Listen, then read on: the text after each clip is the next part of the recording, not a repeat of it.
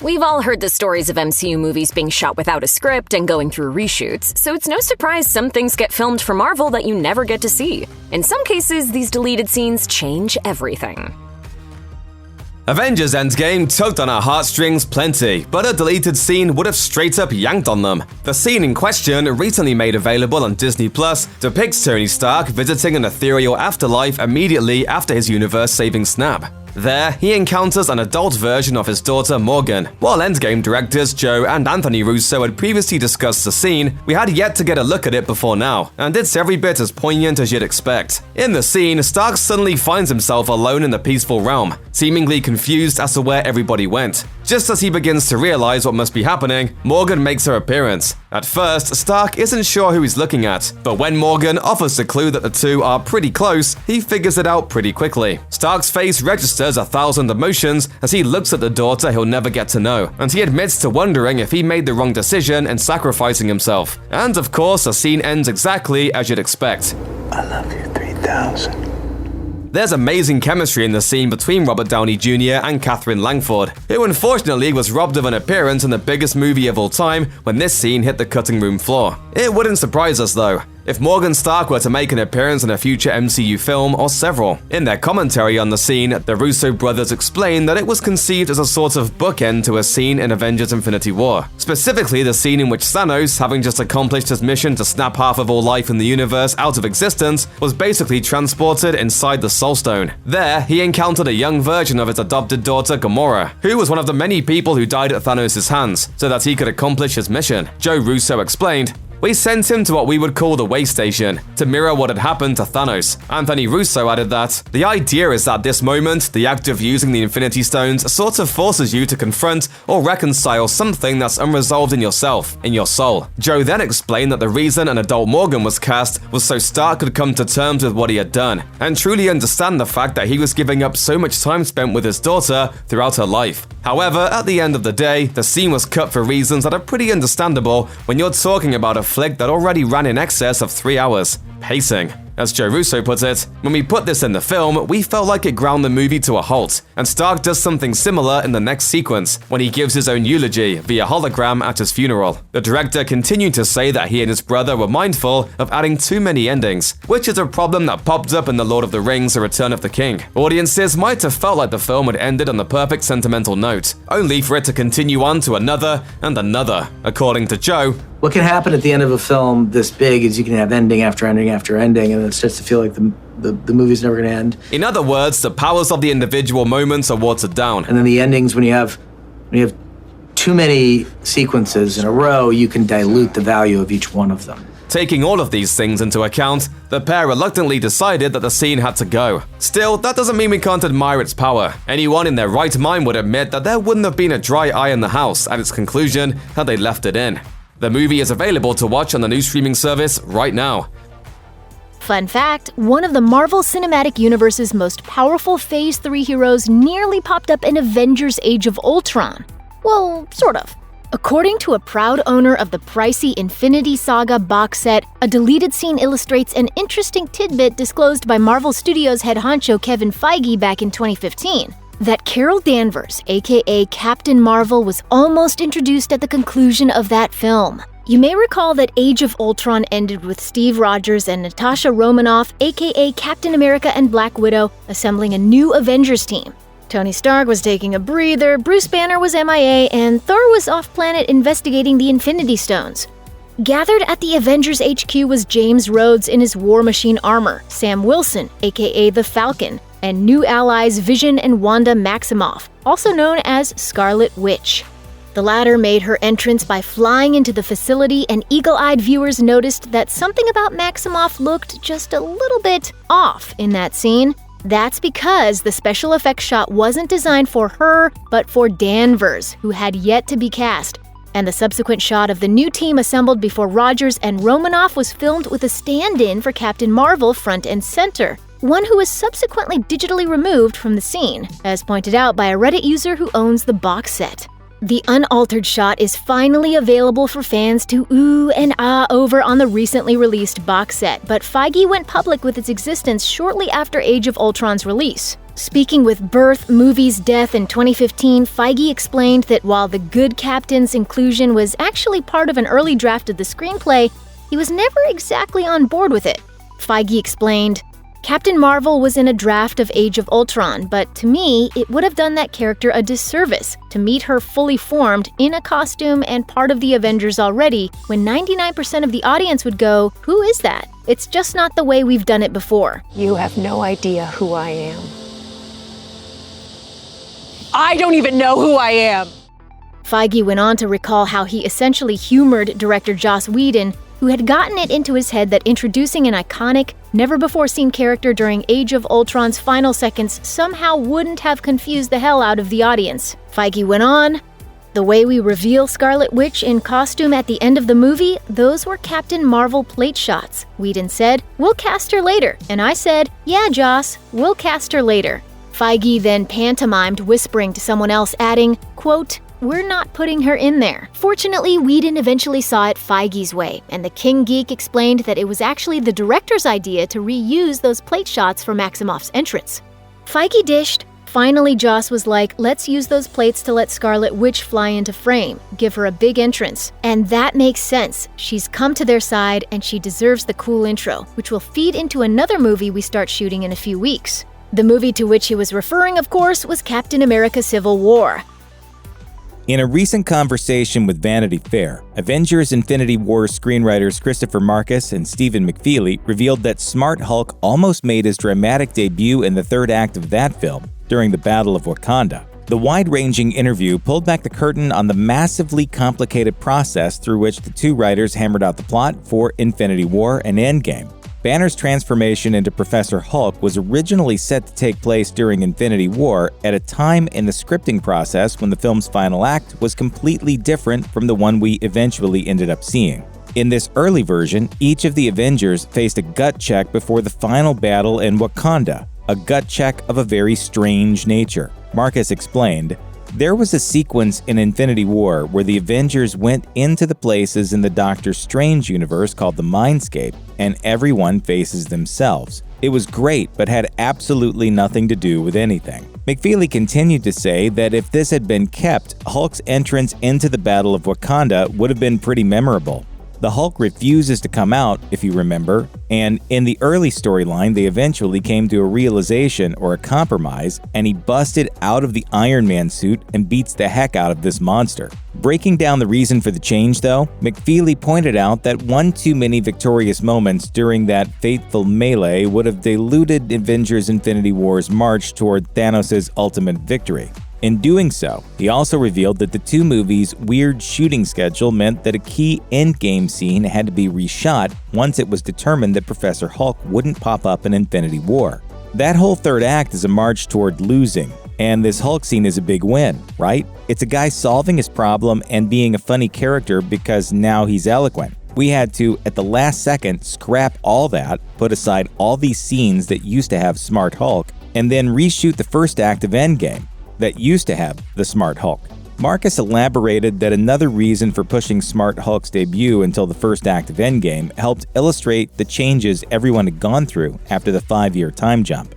We wanted everybody to have this enormous journey in the 5-year jump and to really see, in sometimes shocking ways, how the loss had affected them. We hadn't given Banner a change because we had transformed him earlier and he had nowhere to go. Suddenly, by needing to take it out of the first movie, it was the perfect thing. I put the brains and the brawn together, and now look at me. Best of both worlds. This helps to explain a significant mystery: why Hulk, in all his green glory, was shown at the Battle of Wakanda in the trailers for Infinity War. Marcus and McFeely confirmed that portions of the climactic battle were shot in which Banner went into battle as the Hulk, but those scenes also had to be removed and then reshot. The massive Vanity Fair interview helps to illustrate why everyone is still interested in parsing out the final parts of how Infinity War and Endgame were made so long after the fact. There are probably no two blockbusters in existence with more moving parts, and it's easy to see how things could have gone disastrously wrong at virtually any stage. Fortunately for fans of superhero cinema all over the world, Marcus, McFeely, and co-directors Joe and Anthony Russo somehow managed to make all of those moving parts sync up as close to perfectly as seems possible. It all resulted in two of the finest comic book movies ever made, and in the case of Endgame, the single biggest film of all time. Still, we would have absolutely freaked out to see Hulk literally busting the Hulkbuster suit. Unfortunately, when you're in the business of making ultra blockbusters, even some perfect moments have to go to make the final product work. Avengers Infinity War had people crying in their seats, but it could have also had audiences barfing in their popcorn. In a recent conversation with IGN, co-screenwriter Christopher Marcus described a scene which was scripted but never shot for the movie. It's a good thing, too, because it might have taken the audience right out of the film's story by making them sick to their stomachs. Marcus described the scene, which would have happened early on in Infinity War. He said, "It was a scene of basically Widow and Falcon and Cap in hiding post-Civil War, and they'd just been through a big fight with criminals, and Cap was eating mashed potatoes, and Falcon says, 'You're bleeding into your mashed potatoes.' Cap looks at Falcon like, 'Yeah, he is bleeding into his mashed potatoes.' I remember Kevin Feige going, 'He's bleeding into his mashed potatoes? I don't want to see that.' Yeah, maybe we went a little too something." I think it's gratuitous, but whatever. It's far, Mr. Marcus. The word you're looking for is far. Stoic soldier that he is, we suppose it's pretty easy to imagine Captain America being wholly unconcerned by the fact that he's chowing down on bloody potatoes. But as usual, it appears that Feige's instincts were pretty spot on here, because we're sure that nobody wanted to see that. Of course, when you're scripting an absolutely massive crossover film like Infinity War, you're gonna have a few things that don't make the final cut. During their appearance at San Diego Comic-Con this past summer, Marcus and his co-writer Stephen McFeely talked about a couple of other notable scenes that didn't make it past the conception stage. One that would have been really cool, and another that, well, would have, quote, sucked rocks, as McFeely delicately put it. This would have been the original version of Thor's adventure, which in the finished film had him journeying to Nidavellir to convince the giant dwarf Eitri to craft him a battle axe capable of taking down Thanos. It proved to be a tense, funny, memorable sequence. Thor was forced to essentially kickstart a dying star, he and Rocket began to forge a sweet bond, and Groot assisted with mounting Stormbreaker, the weapon with which Thor would ultimately fail to go for the head. You should have gone for that. Yeah, we know, Thanos. God, give it a rest already. Anyway, it's not so much that Marcus and McFeely's conception of the sequence was different, it's more that the pair simply had no idea what to do with Thor during the film. Marcus explained that what they came up with was, quote, much too adventure-related and insufficiently character-based, and involved Thor battling a giant snake. McFeely admitted that while Infinity War's script was in this draft, the duo actually feared for their jobs. He confessed, "It was dark for a long time because we hadn't done well enough. Eventually, the duo came up with a quest to Nidavellir, which both made narrative sense and provided some excellent character beats for the God of Thunder. While it certainly sounds like their original plans for Thor would have dragged the film down in the middle, another scene that didn't make it before the cameras, one involving the Sorcerer Supreme, Doctor Strange, might have been really cool, but would have also felt ported over from a different movie entirely. The scene would have taken place during the confrontation on Titan between Thanos, Strange, Iron Man, Spider-Man, and the Guardians of the Galaxy. During the fight, Strange would have employed the same trick once used on him by the Ancient One, giving the Mad Titan a poke in the head that would have sent him hurtling through the multiverse. Thanos would have been forced to relive all of his genocidal crimes, and in the climactic moment, we would have gotten our on-screen introduction to an iconic and immensely powerful Marvel character, the Living Tribunal, a godlike being who ensures that balance is maintained throughout the multiverse. The Tribunal would have judged evil Grimace harshly, but then Thanos, realizing that the whole ordeal was just more smoke and mirrors from Strange, would have basically snapped out of it and returned to the fight against our heroes. But while that sounds cool on paper, Marcus explained that the sequence still would have thrown off the movie's pacing. He quipped, "We were in the middle of a really fast-paced fight, so to stop it for an LSD trip kind of sucked the air out of it." It's always interesting to know what might have been, although it's safe to say that Infinity War did not suffer for its lack of giant serpents and bloody mashed potatoes.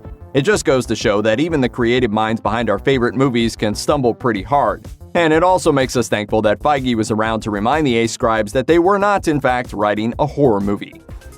There's no end to the number of great deleted scenes in the Marvel Cinematic Universe. Most of them have found their way out of the vault in one form or another, and Marvel loves including as many as possible on their home video releases.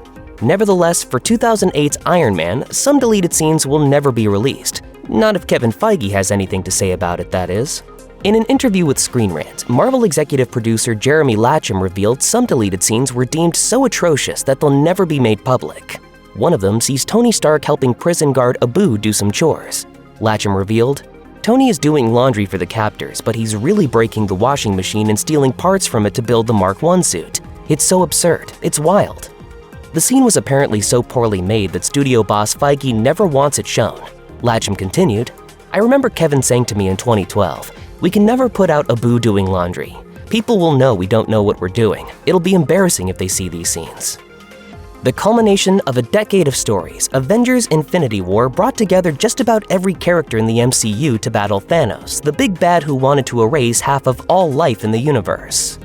With such a broad, sweeping story to tell, Infinity War had a lot to pack in, and some reviewers inevitably felt it was a little long and overstuffed. But it could have been worse. According to Thanos' creator Jim Starlin, the original plan was actually to open the movie with an additional 45-minute action sequence. Instead of beginning with an attack on Thor's ship, Infinity War would have begun with Thanos' assault on the planet Xandar.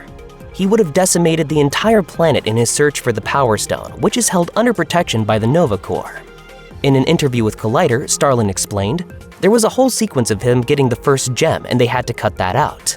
They shot it, but they never wanted to spend the money on the effects, and they didn't want the movie to be as long as the second one was." Starlin seems to feel that the filmmakers may have regretted their decision. He added, "They didn't realize it was going to be quite the hit it was."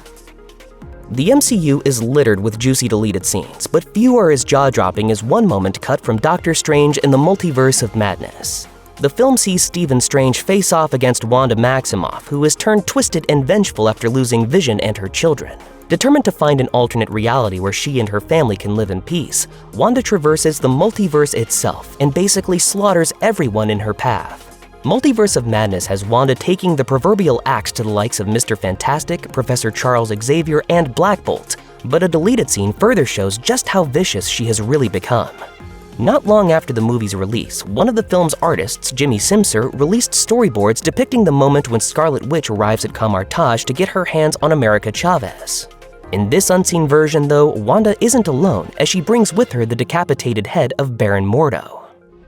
Deadpool stars Ryan Reynolds as a notorious anti-hero who sets out to hunt the evil scientist who tortured him and gave him his unique powers. At the same time, Wade Wilson strives to find the courage to reconnect with his girlfriend, Vanessa. Wade's pining over Vanessa is the subject of this deleted scene, in which Deadpool follows his love interest from a distance but never quite manages to get close enough to reveal himself. It's a seemingly tender moment that shows the softer side of Deadpool. That is, until he's hit by a truck and wakes up in the morgue. Iron Man 3 is not going to go down as one of the most popular MCU installments, but that certainly doesn't make it a bad movie. Robert Downey Jr. returns to his iconic role as Tony Stark, with the titular hero facing numerous struggles in his personal life that are exacerbated by a wave of attacks led by the mysterious Mandarin. All of this means that Iron Man 3 isn't exactly teeming with jokes, and it doesn't have quite as much space for comedy as some other MCU installments. That may well be why this scene was cut from the film, in which Trevor Slattery performs accents to try and get himself out of a sticky situation with Iron Man and War Machine. Stark is dead. The body's here. Okay, that's good work. You stay on the town. You don't let him out of your sight. Copy that. That's me, I'm the talent. The impersonation ultimately works, with alternate endings to the scene adding to the hilarity. Can you do British? Well, I am British.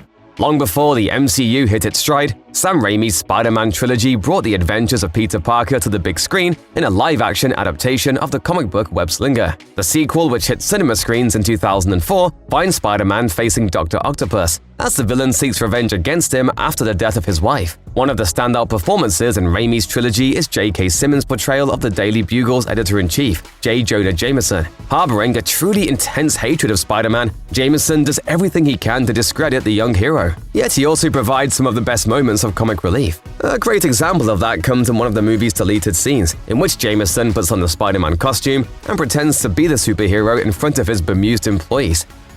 When one conjures up an image of an R-rated Marvel movie, Thor probably isn't the hero that springs to mind. However, according to actor Christian Bale, who played the villainous Gore the God Butcher in Thor: Love and Thunder, there are actually a series of deleted scenes that would have made the Thunder God's Thor solo outing an R-rated affair.